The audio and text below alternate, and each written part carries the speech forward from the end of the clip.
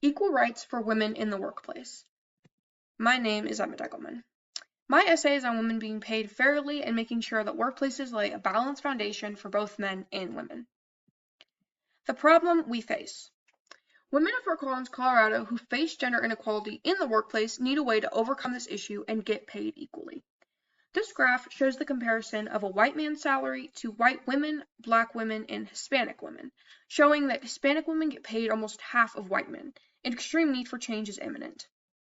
My thesis is that in order to address the issue of workplace gender inequality in Fort Collins, Colorado, the community needs to gain education on this topic and organize peaceful protests so that the government may be motivated to implement greater policies and improve current ones surrounding workplace inequity.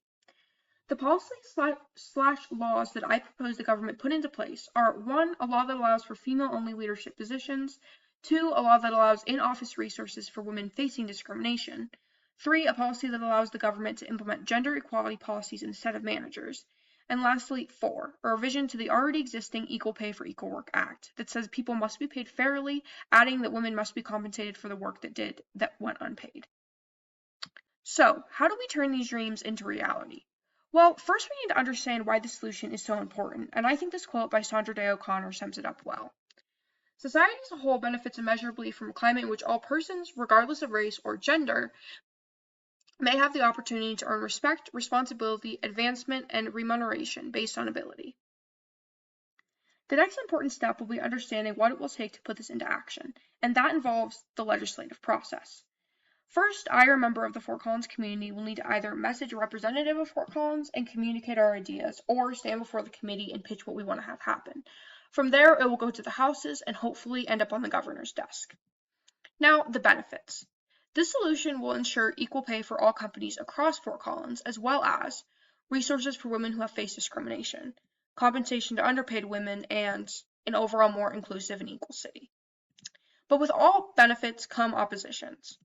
Some people may oppose the fact that we will need resources for funding the legislative process. However, I have come up with a plan for this. According to an expert on equality in Fort Collins, we are one of the most equality-motivated cities, so finding volunteers to participate in a fundraiser toward this issue should not be a challenging task. Some may think this will motivate discrimination toward men, but in reality it is promoting a balance toward women.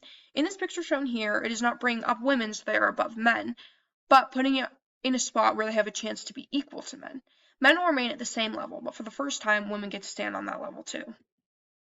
Lastly, some may think that this is not an efficient enough solution considering how long the legislative process takes. However, because workplace discrimination is so hidden behind companies' walls, especially powerful companies, I believe it is in the city's best interest to go with this method. This way we will get through the walls and to the core of the issue. Now, the sources I used. While there are a lot of good sources I found supporting this issue, Conzan 2023 was the source that proved to be most beneficial in my research. This was the source that focused on how even female managers can fail to promote gender equality, leading me to want to create the law giving that role to the government.